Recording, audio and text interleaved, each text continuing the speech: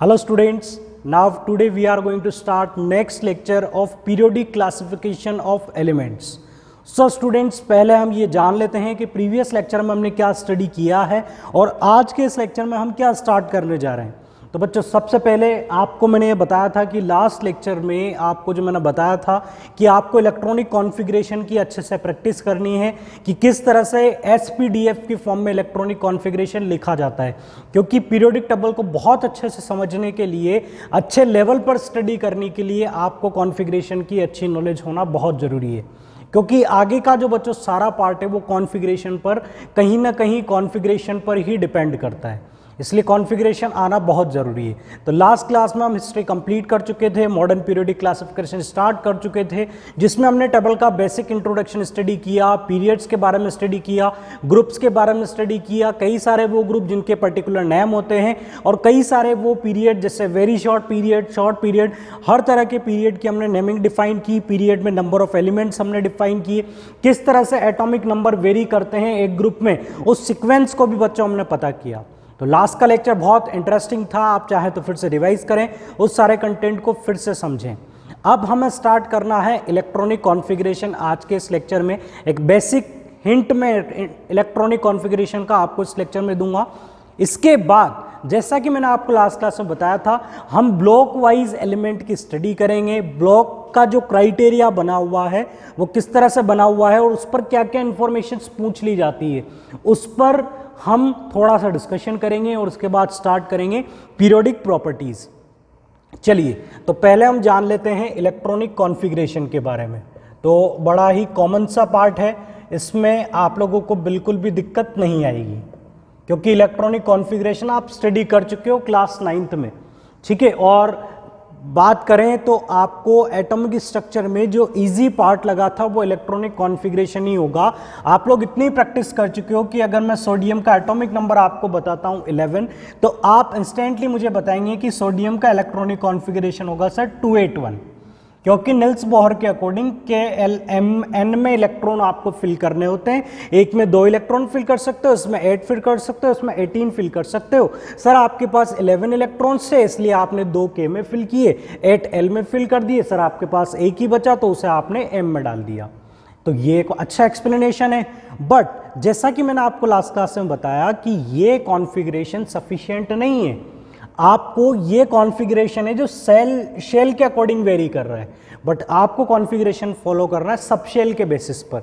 और सब शेल का एक बेसिक आइडिया जो आपको कई क्लासेस से मिला होगा, या आपने वर्कशॉप अटेंड की होगी, या थोड़ा एडवांस स्टडी किया होगा, तो आप लोगों को पता होगा कि K में जो हम सब शेल डिफाइन करते हैं वो S होता है, L में जो सब शेल जो रीजन आप डिफाइन करते हैं S एंड P होता है, M में आप डिफाइन करते हैं S P D, और N में जैसा आप डिफाइन करेंगे S भी होगा, P भी होगा, D भी होगा, F भी होगा, ठीक है। इसे बोला जाता है फर्स्ट का S है इसलिए 1S, ये सेकंड का है इसलिए 2S, ये थर्ड का है इसलिए 3S, ये फोर्थ शेल का है इसलिए 4S, ये सेकंड शेल का 2P 3P और ये होगा 4P।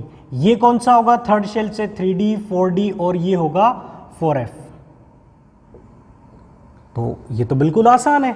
हमने SPDF जिन्हें ऑर्बिटल्स बोला जाता है, अभी मैं उसकी बात नहीं करूंगा, बट इन ऑर्बिटल्स को हमने स्टडी किया कि K के अंदर एक ही टाइप के ऑर्बिटल हैं, L में 2 टाइप के ऑर्बिटल हैं, M में 3 टाइप के हैं और N में 4 टाइप के हैं। ऐसा आप आगे जाएंगे तो 5S 5P 5D 5F 5G तक आगे इंट्रोड्यूस हो जाएंगे ऑर्बिटल्स। बट आप अगर इतना भी पढ़ लेते हैं तो बहुत अच्छी बात है, सफिशिएंट रहेगा। अब बच्चों, दूसरा इंपॉर्टेंट पॉइंट ये है कि आपको सबसे पहले तो ये जान लेना है कि हमें किस किस में कितने कितने इलेक्ट्रॉन फिल करने हैं, क्योंकि पहले तो मैं बड़ा अच्छे से पता था कि K में हम 2 फिल कर सकते हैं, L में 8 हम फिल कर सकते हैं और M में 18 फिल कर सकते हैं, तो हमें कॉन्फ़िगरेशन लिखना आ गया था। अगर ऐसे ही मैं आपको इन्फॉर्म कर दूंगा कि S में आप कितने इलेक्ट्रॉन डाल सकते हो, P में कितने फिल कर सकते हो, D में कितने फिल कर सकते हो, तो आप इस वाले पैटर्न को भी फॉलो करना स्टार्ट कर दोगे। तो उसके लिए मैं आपको बता देता हूं, S में आप 2 इलेक्ट्रॉन फिल कर सकते हैं, P में आप 6 इलेक्ट्रॉन फिल कर सकते हैं, D में आप 10 इलेक्ट्रॉन फिल कर सकते हैं, F में आप 14 इलेक्ट्रॉन फिल कर सकते हैं। चलिए, मैंने आपको बता दिया कि किस सब शेल में आप कितना कितना इलेक्ट्रॉन रख सकते हैं। जैसे कि आपको पहले शेल का कैपेसिटी पता था वे सब आपको एसपीडीएफ का पता चल गया तो कोई दिक्कत नहीं, हम इसे फॉलो कर लेंगे। अब दूसरी दिक्कत क्या है, सर ने एक सॉल्यूशन तो बता दिया कि किसमें कितने कितने इलेक्ट्रॉन डालने, बट दूसरी प्रॉब्लम यह है कि क्या इनका सीक्वेंस यही रहेगा कि पहले एस में डालना है, फिर 2s में डालना है, फिर 2p में, फिर 3s में, फिर 3p में, 3d में। तो बच्चों यहां पर ध्यान दीजिएगा, बिल्कुल भी टिपिकल नहीं बच्चों, बहुत आसान है। आपको ये बहुत अच्छे से आता है तो आपको ये भी बहुत अच्छे से आएगा, इसमें कोई परेशान होने वाली बात नहीं है। आपने ये पैटर्न लर्न किया है, आपने रट लिया कि KLM की कैपेसिटी क्या है, तो आप SPDF को भी याद कर लो, ठीक है, इसे आप याद कर लोगे। फिर इसके बाद दूसरा डाउट ये है कि सीक्वेंस क्या रहेगा, तो सीक्वेंस के लिए मैं आपको बता देता हूं 1s से लेकर 3p तक सीक्वेंस में कोई चेंज नहीं रहेगा। 1s से लेकर 3p तक सीक्वेंस में कोई चेंज नहीं रहेगा, इसलिए आपको इलेक्ट्रॉनिक कॉन्फ़िगरेशन लिखने में यहां तक तो कोई दिक्कत नहीं आएगी। इसके बाद बच्चों ध्यान रखिएगा, सबसे पहले फिल किया जाता है 1s को, फिर फिल किया जाता है 2s को, 2p को, फिर 3s को, 3s के बाद 3p को, 4s को, फिर हम फिल करते हैं 3d, 4p और 5s। तो KLM एंड OP इस तरह से आप चलें और यहां पर क्या होगा, 5s होगा। क्लियर? तो बच्चों इस सीक्वेंस को अगर आपको इस तरह से नहीं समझ में आता है तो मैं हॉरिजॉन्टली लिख देता हूं। सबसे पहले 1s को फिल करना है, फिर 2s को, फिर आपको फिल करना है 2p को, फिर 3s को, फिर 3p को, और 3p के बाद आपको फिल करना है 4s को, और 4s के बाद आपको फिल करना है 3d को, 3d के बाद 4p को, 4p के बाद आप फिल करेंगे 5s को, और 5s के बाद आप फिल करेंगे 4d को। तो देख सकते हैं बच्चों आप यहां पर जो कॉन्सेप्ट है उसे आप आसानी से देख सकते हैं कि सीक्वेंस वो नहीं है जो हम सोच रहे थे, सीक्वेंस वो नहीं है जो हमने सोचा था। सीक्वेंस में कहां पर आपको चेंज नजर आए, तो 4s 3d को आप देख सकते हो, इस सीक्वेंस को आप देख सकते हो कि हमने थर्ड का 3d छोड़ दिया, हमने थर्ड का 3d छोड़ दिया और फोर्थ का 4s पहले फिल कर दिया। तो ये सीक्वेंस बड़ा इंपॉर्टेंट है बच्चों, ये आपको आना चाहिए। बच्चे यही चीज बच्चों को नहीं आती है, इसलिए उन्हें SPDF कॉन्फ़िगरेशन टिपिकल लगता है। अगर आपको ये आता है तो फिर कॉन्फ़िगरेशन में कुछ बचा ही नहीं है, बहुत आसान होता है। तो अब हम बात करते हैं सोडियम का कॉन्फ़िगरेशन, इसी मेथड से, इसी कॉन्सेप्ट से हम लिखते हैं। अब इस कॉन्सेप्ट में बच्चों एक और पॉइंट ध्यान रखिएगा कि जो इलेक्ट्रॉन्स आप रिप्रेजेंट करेंगे, यहां पर इलेक्ट्रॉन्स को आप ऐसे रिप्रेजेंट करते थे डायरेक्ट नंबर से, बट यहां पर इलेक्ट्रॉन्स को आप कहां पर रिप्रेजेंट करेंगे, इनकी पावर में। यहां पर आप रिप्रेजेंट करेंगे कि S में कितने इलेक्ट्रॉन है, P में कितने इलेक्ट्रॉन है, D में कितने इलेक्ट्रॉन है, एज अ पावर ऊपर की तरफ। क्लियर? तो अब हम सोडियम का कॉन्फ़िगरेशन इसी मेथड से लिखते हैं। अब बच्चों आप बहुत आसानी से लिख पाओगे इस कॉन्फ़िगरेशन को। तो सोडियम के पास 11 इलेक्ट्रॉन, सबसे पहले इलेक्ट्रॉन किस में जाएगा, 1s में। S में कितने इलेक्ट्रॉन रख सकते हैं, 2, तो 2 इलेक्ट्रॉन आपने रख दिए। 1s के बाद नेक्स्ट टर्न किसका है, 2s का। 2s में कितने इलेक्ट्रॉन, S में कितने इलेक्ट्रॉन, 2, तो इसमें आपने कितने इलेक्ट्रॉन फिल किए, 2। 11 थे, 2 + 2 4 इलेक्ट्रॉन्स आप फिल कर चुके हो। अब आपके पास कितने इलेक्ट्रॉन्स बचे हुए हैं, 7 इलेक्ट्रॉन्स। 2s के बाद टर्न किसका होगा, 2p का। p में कितने इलेक्ट्रॉन रख सकते हो बच्चे, 6 इलेक्ट्रॉन। अरे वाह, 6 इलेक्ट्रॉन हमने रख दिए। तो हम कितने इलेक्ट्रॉन रख चुके हैं, 6 to 8 to 10 इलेक्ट्रॉन्स हम फिल कर चुके हैं। अब केवल एक इलेक्ट्रॉन फिल करना है बच्चे, और वो इलेक्ट्रॉन किस में फिल करोगे, 3s में। तो 3s में एक इलेक्ट्रॉन फिल करना है, तो ये एक इलेक्ट्रॉन हमने फिल कर दिया। S में 2 आ सकते थे बट मेरे पास बचा एक ही था। S की कैपेसिटी 2 की थी बट एक ही इलेक्ट्रॉन बचा था, तो वो मैंने फिल कर दिया। तो यहां से अब आपने कॉन्फ़िगरेशन लिखना सीख लिया in form of SPDF। Clear? तो अब आप वीडियो को चाहे तो पॉज करें और कुछ एलिमेंट्स में लिखा हूं इनके कॉन्फ़िगरेशन को आप ट्राई करें, उसके बाद आप मेरा सॉल्यूशन देखिएगा। पोटेशियम, कैल्शियम, टाइटेनियम, वेनेडियम, ठीक है, इनके इलेक्ट्रॉनिक कॉन्फ़िगरेशन लिखने, तो उससे पहले मैं इनके एटॉमिक नंबर देखूंगा। पोटेशियम का एटॉमिक नंबर 19 होता है, इसका 20 होता है, और यहां पर चलिए स्कैंडियम ले लेते हैं, वो आसान रहेगा, 21, और ये होता है एटॉमिक नंबर 23। क्लियर? हमने सबके एटॉमिक नंबर मीन सबके नंबर ऑफ इलेक्ट्रॉन्स पता कर लिए, अब हम फिल करते हैं। तो सबसे पहले आप किस में फिल करेंगे 1s में, तो पोटेशियम के लिए 1s2, सबसे पहले 1s को फिल किया, फिर 2s को फिल किया, 2s2, 2s के बाद आपने फिल किया 2p को, 2p6, और 2p के बाद आप किसे फिल करेंगे 3s को, 3s2, और 3s2 के बाद आप किसे फिल करेंगे 3p6 को।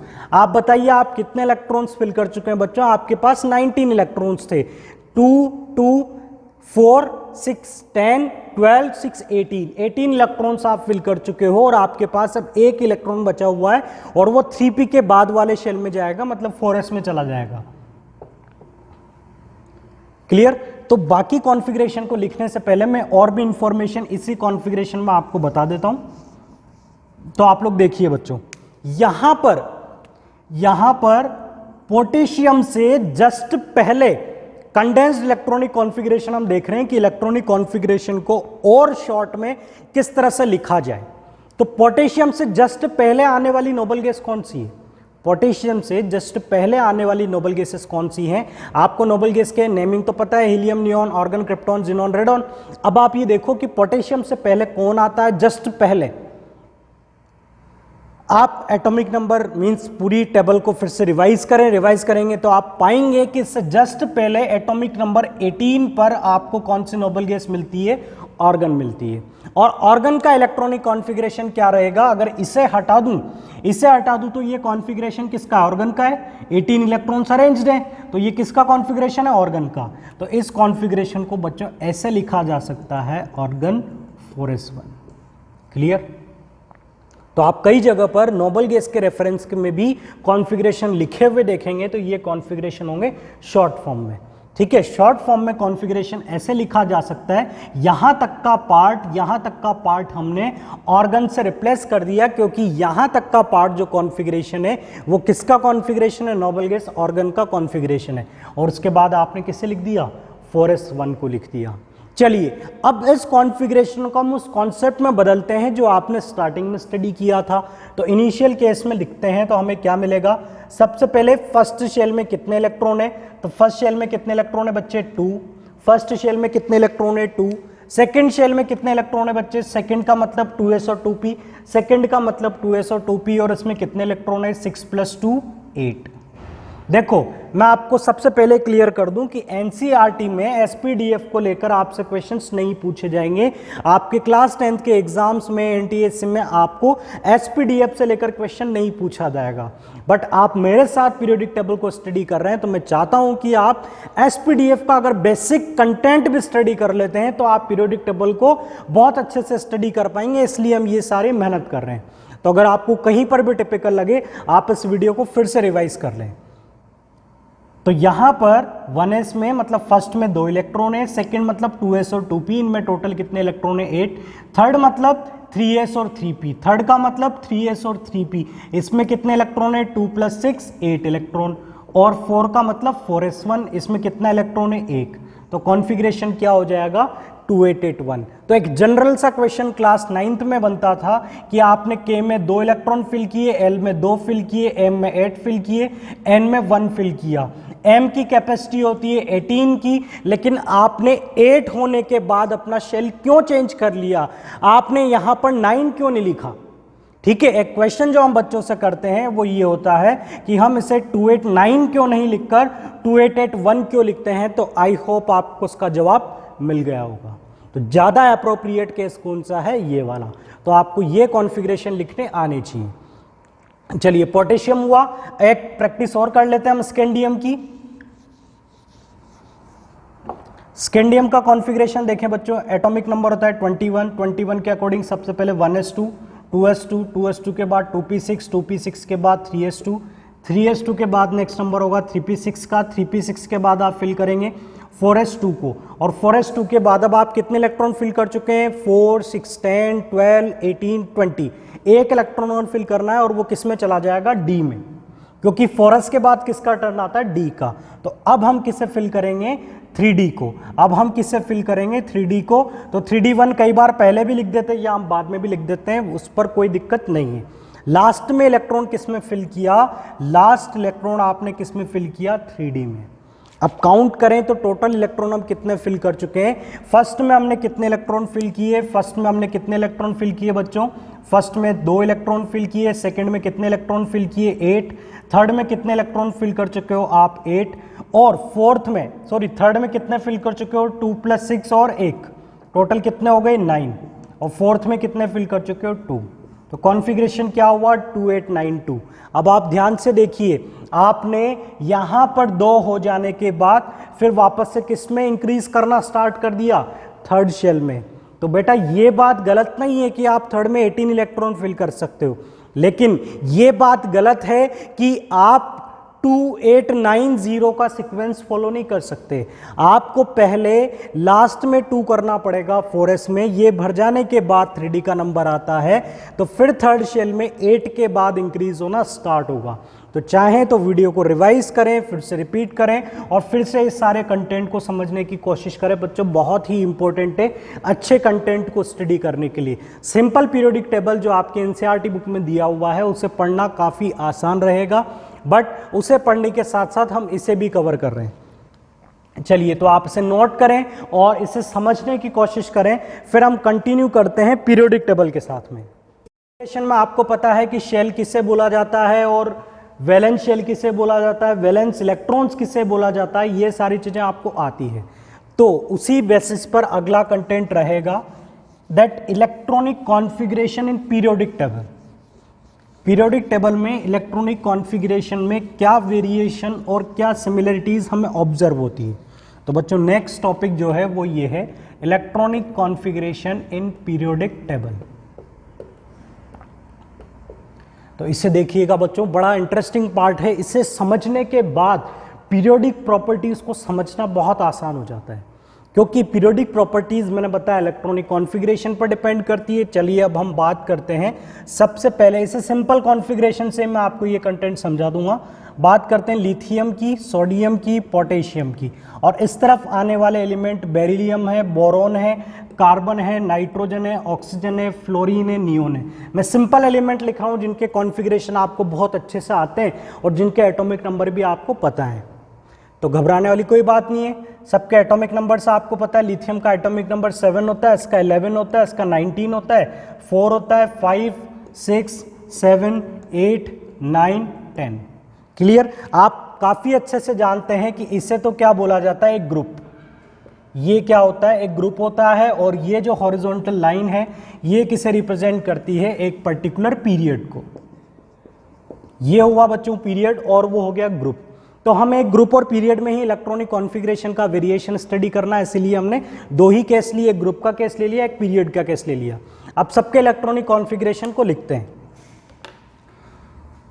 इन सबके इलेक्ट्रॉनिक कॉन्फ़िगरेशन को लिखिए बच्चों। लिथियम का इलेक्ट्रॉनिक कॉन्फ़िगरेशन आप बहुत अच्छे से जानते हैं कि फर्स्ट इलेक्ट्रॉन 2,1। लिथियम का इलेक्ट्रॉनिक कॉन्फ़िगरेशन क्या होगा 2,1। बेरिलियम का इलेक्ट्रॉनिक कॉन्फ़िगरेशन क्या होगा 2,2। इसका कॉन्फ़िगरेशन क्या होगा 2,3। कार्बन का कॉन्फ़िगरेशन 2,4। इसका कॉन्फ़िगरेशन होगा 2,5, 2,6, 2,7 और इसका कॉन्फ़िगरेशन होगा 2,8। क्लियर? पूरे एलिमेंट्स जो एक ही पीरियड में थे उन सबके इलेक्ट्रॉनिक कॉन्फ़िगरेशन आपने लिख दिए। अब आप इलेक्ट्रॉनिक कॉन्फ़िगरेशन लिखें और ये सारा पार्ट आप मुझसे पहले लिखें, ठीक है? आप साथ में जो अपने नोटबुक में नोट कर रहे हैं तो आप पहले ये चीज़ ट्राई करें। आप खुद सोडियम का कॉन्फ़िगरेशन लिखें। सोडियम का कॉन्फ़िगरेशन आपको मिलेगा 281। पोटेशियम का कॉन्फ़िगरेशन आपको मिलेगा 2881। क्लियर? अब आप इस कॉन्फ़िगरेशन को देखें और मुझे बताएं कि आपको एक पीरियड में और एक ग्रुप में इलेक्ट्रॉनिक कॉन्फ़िगरेशन में क्या सिमिलरिटी नज़र आती है और क्या डिफरेंस आपको, क्या वेरिएशन उनमें आपको नज़र आता है। तो 3 चीज़ों में आपको ऑब्जर्वेशन रखनी है। एक होगा नंबर ऑफ वैलेंस इलेक्ट्रॉन, दूसरा होगा नंबर ऑफ शेल और तीसरा होता है इनकी वैलेंसी। इन्हें स्टडी करना है आपको एक ग्रुप में और एक पीरियड में। तो इस टेबल को आप फिल करें और फिर जो मैं कंटेंट आपको बता रहा हूं उसे आप समझें। तो सबसे पहले नंबर ऑफ वैलेंस इलेक्ट्रॉन किसी ग्रुप में कैसे वेरी करते हैं और किसी पीरियड में कैसे वेरी करते हैं इसकी बात करते हैं। तो सबसे पहले तो ये डेफिनेशन आपको पता है, वैलेंस इलेक्ट्रॉन किससे बोला जाता है, आउटर मोस्ट शेल के इलेक्ट्रॉन, आउटर मोस्ट शेल के इलेक्ट्रॉन को ही हम क्या बोलेंगे, वैलेंस इलेक्ट्रॉन। ये आपको आता है। चलिए तो वैलेंस इलेक्ट्रॉन देखते हैं। आउटर मोस्ट शेल के इलेक्ट्रॉन को देखिएगा बच्चों, लिथियम के आउटर मोस्ट शेल में कितने इलेक्ट्रॉन है, 1। सोडियम के आउटर मोस्ट शेल में कितने इलेक्ट्रॉन है, 1। पोटेशियम के आउटर मोस्ट शेल में कितना इलेक्ट्रॉन है, 1। आप आगे रुबिडियम देखेंगे, सीजियम देखेंगे, फ्रॉन्शियम देखेंगे, उन सब के भी आउटर मोस्ट शेल में आपको कितना इलेक्ट्रॉन मिलेगा, 1। उन सब के भी आउटर मोस्ट शेल में आपको कितना इलेक्ट्रॉन मिलेगा, 1। मीन्स आप बोल सकते हो कि एक पर्टिकुलर ग्रुप में नंबर ऑफ वैलेंस इलेक्ट्रॉन, एक ग्रुप में नंबर ऑफ वैलेंस इलेक्ट्रॉन कैसे रहते हैं, सेम रहते हैं। पूरे ग्रुप के अंदर number of valence electron same होते हैं, और ये बात मैं आपको पहले बता चुका हूं। इसीलिए उस पूरे ग्रुप के एलिमेंट की प्रॉपर्टीज कैसी होती है, सेम होती है। तो प्रॉपर्टीज में सेम होने का कॉज ऑफ पीरियोडिसिटी का रीजन क्या था, सिमिलरिटी इन वैलेंशियल कॉन्फ़िगरेशन। चलिए अब बात करते हैं एक पीरियड की। तो एक पीरियड में नंबर ऑफ वैलेंस इलेक्ट्रॉन कैसे वेरी करते हैं। यहां पर एक वैलेंस इलेक्ट्रॉन है, बेरिलियम के अंदर वैलेंस इलेक्ट्रॉन 2 हैं, यहां पर 3 है, यहां पर 4 है, और यहां पर 5, 6, 7 एंड 8। मीन्स आप क्या बोल सकते हो कि एक पीरियड में, पीरियड को हमने कैसे स्टडी किया, left to right, left to right, और इसे हमने स्टडी किया है टॉप टू बॉटम। तो हमने क्या देखा, वैलेंस इलेक्ट्रॉन एक पीरियड में इंक्रीज होते हैं, इंक्रीजिंग बाय 1, मीन्स 1 का डिफरेंस आपको मिलता जाएगा, कंटिन्यूअसली इंक्रीज होंगे। 1 से लेकर 8 तक आप देख रहे हो, सारे नंबर्स यहां पर आ चुके हैं। चलिए अब बात करते हैं नंबर ऑफ शेल का वेरिएशन एक ग्रुप में और एक पीरियड में कैसे होता है। तो आप लोग देखिए, इस पूरे ग्रुप में नंबर ऑफ शेल आपको पता है किसे बोलते हैं, नंबर ऑफ शेल। जैसे कि यहां पर कितने शेल है, 2 शेल है। फर्स्ट शेल में 2 इलेक्ट्रॉन, सेकंड शेल में 3 electron. Number of shell count करना आता है तो उस बेसिस पर आप नंबर ऑफ शेल काउंट कीजिए। यहां पर कितने शेल है बच्चों, फर्स्ट शेल में 2 इलेक्ट्रॉन, सेकंड शेल में 1 इलेक्ट्रॉन। मींस लिथियम के पास कितने शेल है, 2। सोडियम के पास कितने शेल हैं, 1 2 3।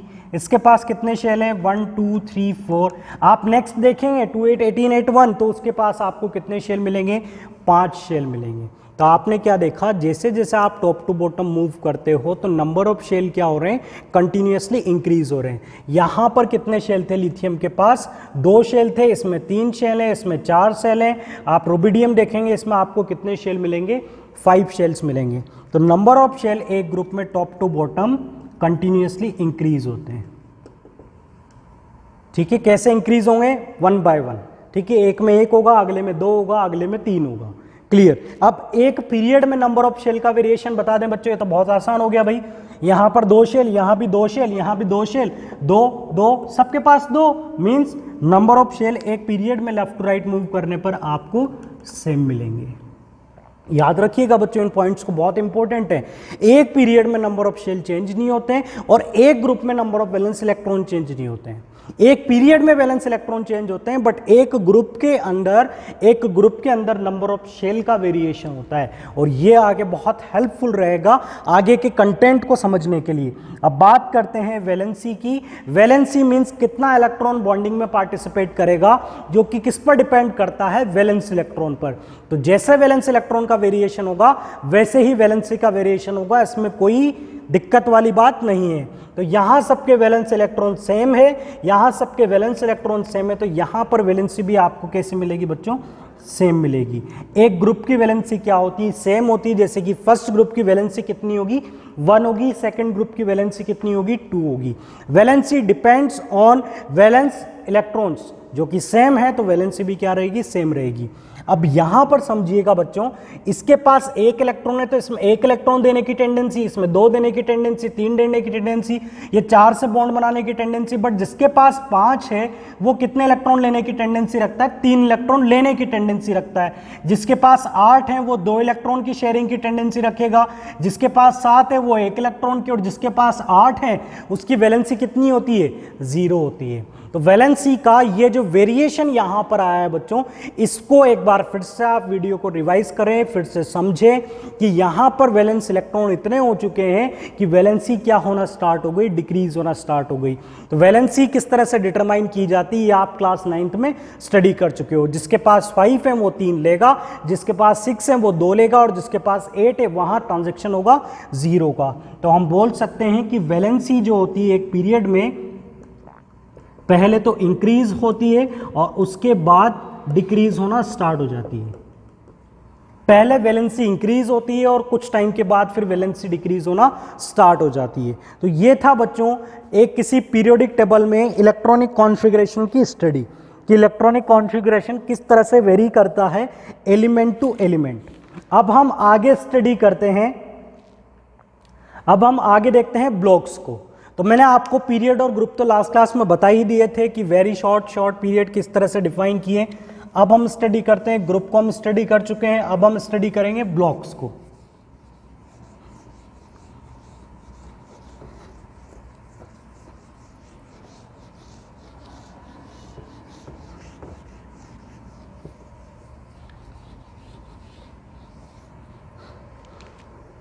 देखिए आप यहां पर फर्स्ट ग्रुप आप स्टडी करते हैं, फर्स्ट जो है, इसके बाद सेकंड ग्रुप है। फर्स्ट ग्रुप हाइड्रोजन लिथियम से स्टार्ट होता है और ये आपका फ्रोंशियम तक आप से स्टडी करते हैं। फिर यहाँ पर आपके पास आ जाता है बेरिलियम, मैग्नीशियम, और ये सेकंड ग्रुप होता है, ठीक है। फिर यहाँ पर आप स्कैंडियम से लेकर स्टार्ट करते हैं जिंक तक, फिर यूट्रियम, कैडमियम और ये होता है मरकरी। इसके बाद आगे भी हम से स्टडी करते हैं, जैसे कि यहाँ पर आ जाएगा बच्चों रेडॉन, यहाँ आ जाएगा फ्रोंशियम। इसके बाद आगे आपके पास एक्टिनम होता है और फिर पूरी एक्टिनोइड सीरीज होती है और आगे के एलिमेंट्स भी होते हैं, ठीक है। उसे हमें अभी स्टडी नहीं करना है। यहाँ पर होगा boron,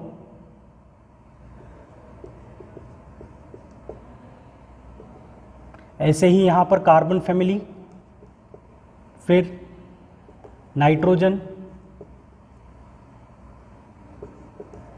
oxygen family, halogen family, और फिर नोबल गैसेस, ठीक है। इतना सफिशिएंट है। इसके बाद आपने यहाँ पर स्टडी किया होगा कि लैंथेनॉइड और एक्टिनोइड सीरीज को मैंने पूरी टेबल आपको लास्ट क्लास में बताई थी। अभी हम पूरी टेबल को लिखकर टाइम को स्पेंड नहीं करते हुए हम बात करते हैं डायरेक्ट शॉर्ट में, ताकि हम स्टडी कर सकें केवल ग्रुप को। तो ग्रुप को स्टडी करने के लिए आपने ये भी स्टडी किया होगा कि यहाँ पर सीरियम से लेकर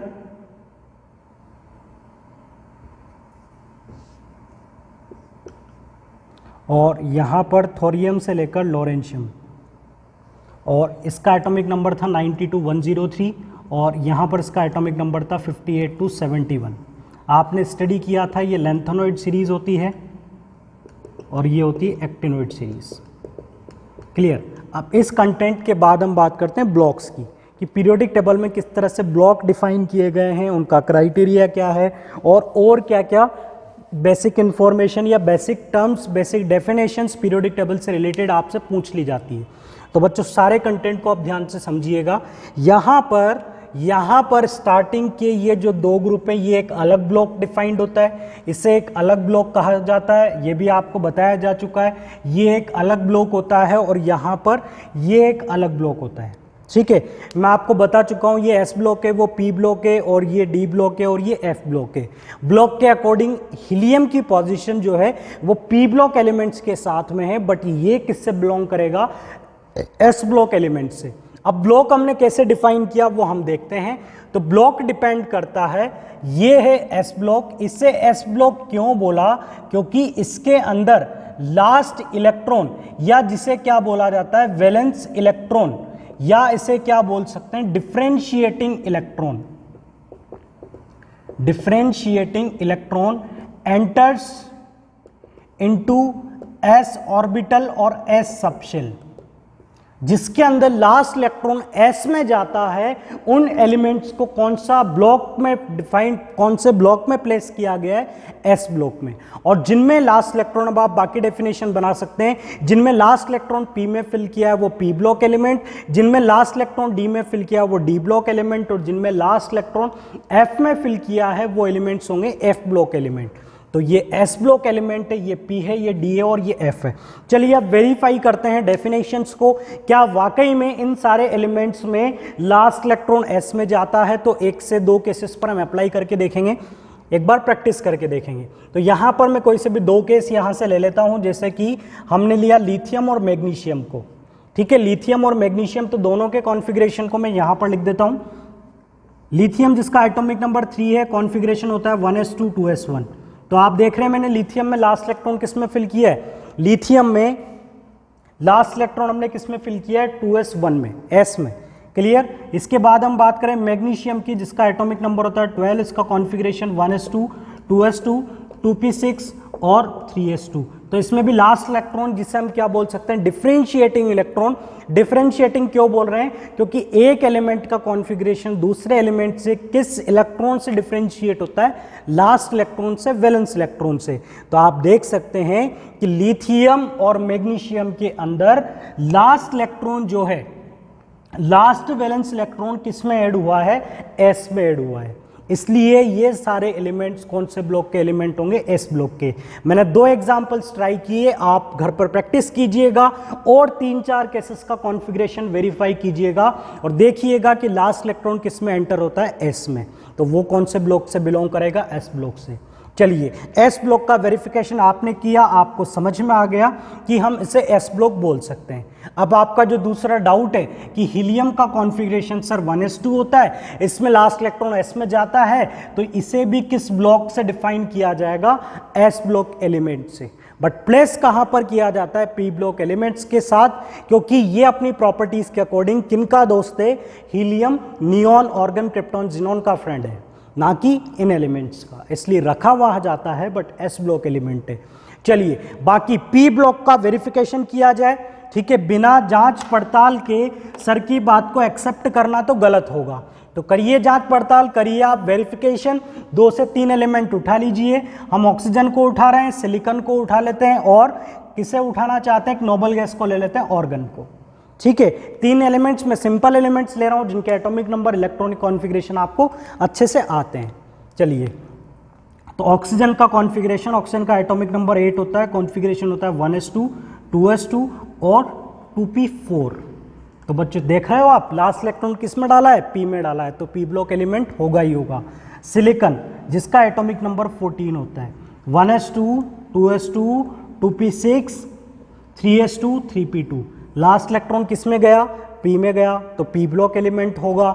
ऑर्गन का केस देख लीजिए, ऑर्गन जिसका एटॉमिक नंबर 18 होता है, 1s2 2s2 2p6 3s2 3p6। बिल्कुल सर जो बोल रहे हैं बिल्कुल सही बोल रहे हैं कि यहाँ पर भी लास्ट इलेक्ट्रॉन p में एंटर हुआ है, तो ये p ब्लॉक का एलिमेंट होगा। इसमें लास्ट इलेक्ट्रॉन p में एंटर हुआ है, p ब्लॉक एलिमेंट होगा, और इसमें भी लास्ट इलेक्ट्रॉन p में एंटर हुआ है, तो ये भी क्या होगा, p ब्लॉक एलिमेंट होगा। मीन्स ये जो एलिमेंट्स सर ने डिफाइन किए ये p ब्लॉक एलिमेंट हैं, और 3 एलिमेंट सर ने वेरीफाई करके बता दिए। अब बाकी 4 एलिमेंट आप लोगों को वेरीफाई करने हैं, जिससे आप लोगों को कंफर्म हो जाए, आपकी प्रैक्टिस हो जाए कि ये सारे एलिमेंट p ब्लॉक एलिमेंट हैं, ये सारे एलिमेंट्स यहाँ पर p ब्लॉक एलिमेंट होंगे। चलिए अब बात करते हैं d ब्लॉक एलिमेंट की। अब बात करते हैं d ब्लॉक एलिमेंट की। तो d ब्लॉक एलिमेंट में भी एक केस हम ले लेते हैं, जैसे कि टाइटेनियम का केस हम ले लें। टाइटेनियम जिसका एटॉमिक नंबर 22 होता है, electronic configuration 1s2 2s2 2p6 3s2 3p6, ठीक है। 18 तक 18 इलेक्ट्रॉन आपने फिल कर दिए, 4 इलेक्ट्रॉन फिल करने। 3p के बाद किसका नंबर आता है, 4s का, और 4s के बाद नंबर आता है 3d का। तो लास्ट इलेक्ट्रॉन आपने किस में फिल किया, d में। तो ये एलिमेंट्स किस तरह से, या बच्चों ज़्यादा टाइम ना लगाते हुए, ये d ब्लॉक होगा, ठीक है। और ये सारे एलिमेंट, इनमें लास्ट इलेक्ट्रॉन f में फिल किया जाता है, तो ये होगा f ब्लॉक और ये होगा d ब्लॉक। चलिए, एक इंफॉर्मेशन काफ़ी अच्छे से समझ में आ गई कि ब्लॉक बने हुए हैं और ब्लॉक किस बेसिस पर बने हुए हैं, लास्ट इलेक्ट्रॉन के पोजीशन के बेसिस पर, कि लास्ट इलेक्ट्रॉन किस ऑर्बिटल में जाता है, एस में जाता है, पी में जाता है, डी में जाता है या एफ में जाता है। चलिए, ये बड़ा अच्छा पार्ट था। अब आगे स्टडी करते हैं कि इन ब्लॉक के लिए एक जनरल कॉन्फ़िगरेशन क्या हो सकता है, एक जनरल वैलेंस कॉन्फ़िगरेशन क्या हो सकता है, उसकी बात करते हैं।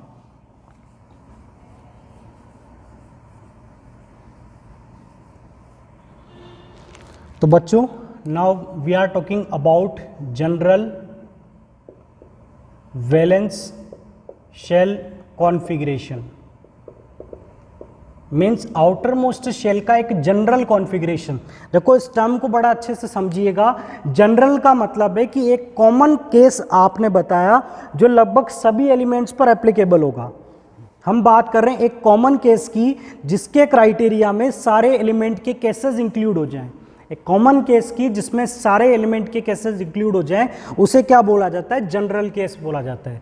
तो यहाँ पर हम देखते हैं कि हाइड्रोजन का कॉन्फ़िगरेशन क्या होता है, 1s1, लिथियम का कॉन्फ़िगरेशन 1s2 2s1, सोडियम का कॉन्फ़िगरेशन 1s2 2s2 2p6 और 3s1। हम केवल बात कर रहे हैं आउटर मोस्ट शेल की। तो आउटर मोस्ट शेल में अगर आप देखेंगे तो पूरे एस ब्लॉक में अगर आउटर मोस्ट शेल n मान लिया जाए, पूरे एस ब्लॉक का अगर आउटर मोस्ट शेल n है तो उसमें इलेक्ट्रॉन किस में जाएगा बच्चों, s में। और s में या तो एक इलेक्ट्रॉन मिलेगा या आपको दो मिलेगा। ध्यान से समझिएगा, एस ब्लॉक में वैलेंस शेल में n की जगह पर आपको क्या मिलेगा, कोई नंबर 1 2 3 4 5, और s के ऊपर आपको या तो 1 मिलेगा या फिर आपको क्या मिलेगा, 2 मिलेगा। आप पूरे एलिमेंट के कॉन्फ़िगरेशन आप देखिएगा, हमने लिथियम और मैग्नीशियम लिखा था। लिथियम में 2s1 आया था और इसमें क्या आया था, 3s2।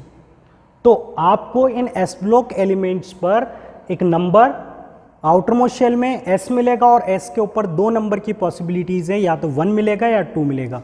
तो फर्स्ट ग्रुप के सारे केसेस में आपको 1 मिलेगा और सेकंड ग्रुप के सारे केसेस में आपको क्या मिलेगा, 2 मिलेगा।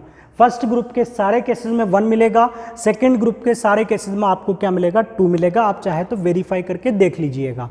चलिए, अब बात करते हैं पी ब्लॉक की। अब मेरा पी ब्लॉक का जनरल कॉन्फ़िगरेशन लिखने से पहले एक बार आप लोग ट्राई करें कि पूरा पी ब्लॉक का जो ग्रुप है ये किस जनरल कॉन्फ़िगरेशन को फॉलो करता है। तो चलिए, कार्बन को रेफरेंस ले लेते हैं, 1s2 2s2 2p6। इससे तो मुझे कोई मतलब नहीं है, मुझे मतलब है आउटर मोस्ट शेल से। तो आउटर मोस्ट शेल में आप देखो कि दोनों का s और p को हमें रिप्रेजेंट करना है।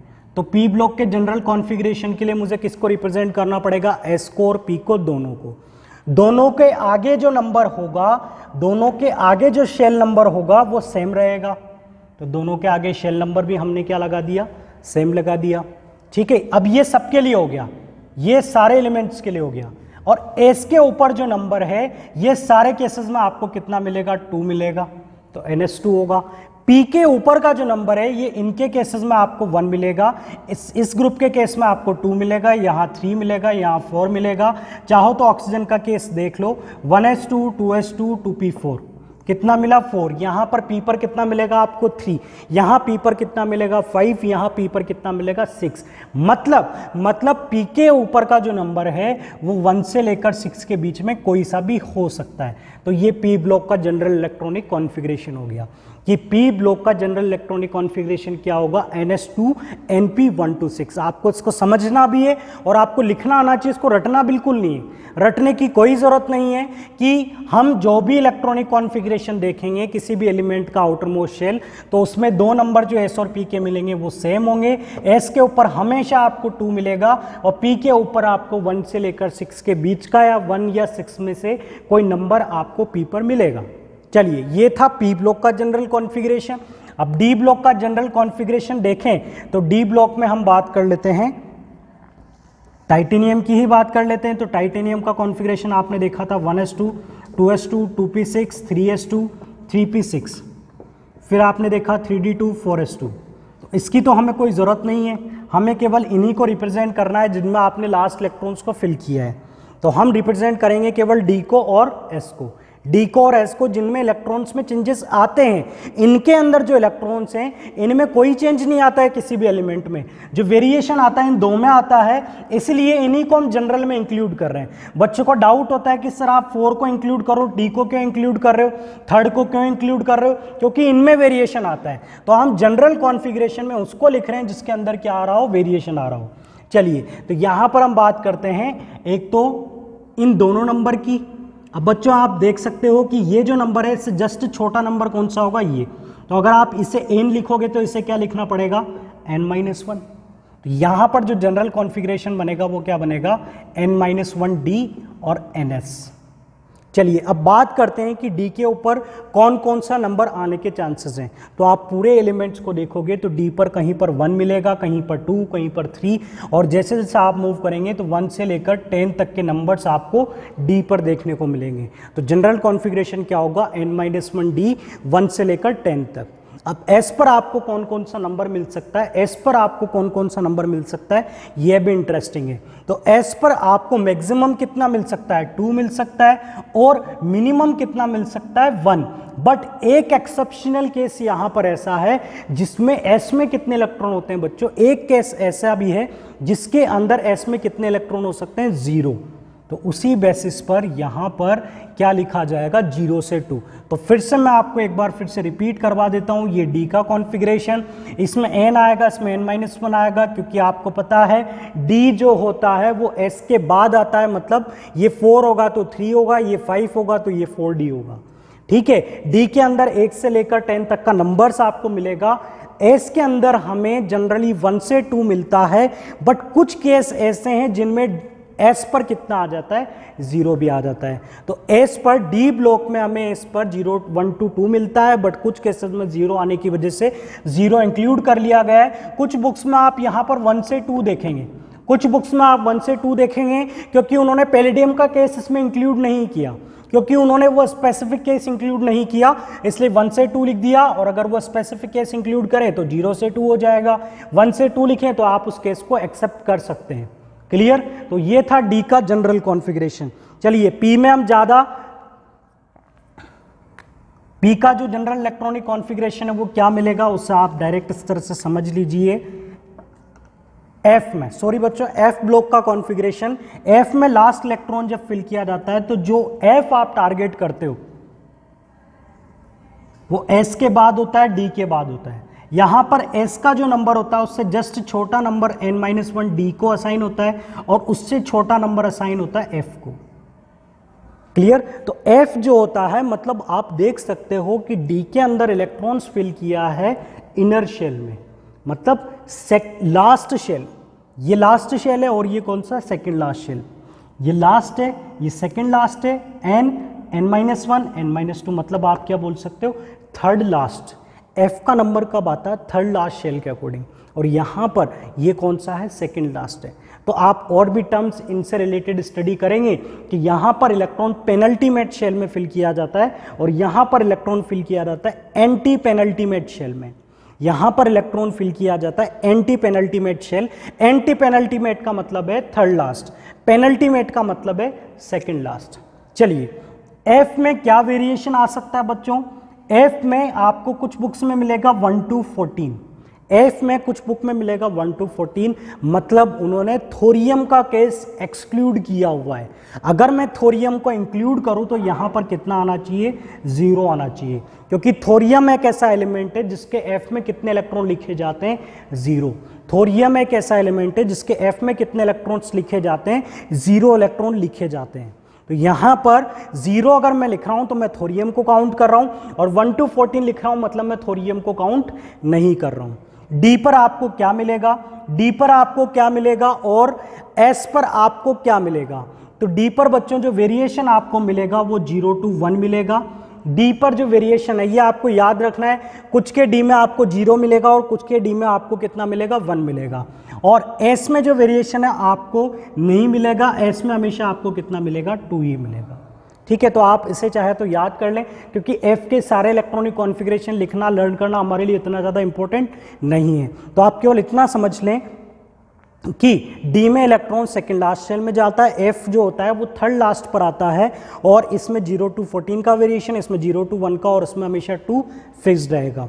तो बच्चों ये थी ब्लॉक वाइज स्टडी। अब हम नेक्स्ट लेक्चर में स्टडी करेंगे कुछ बेसिक डेफिनेशन को और एलिमेंट की पोजीशन उनके इलेक्ट्रॉनिक कॉन्फ़िगरेशन से कैसे डिटरमाइन की जा सकती है।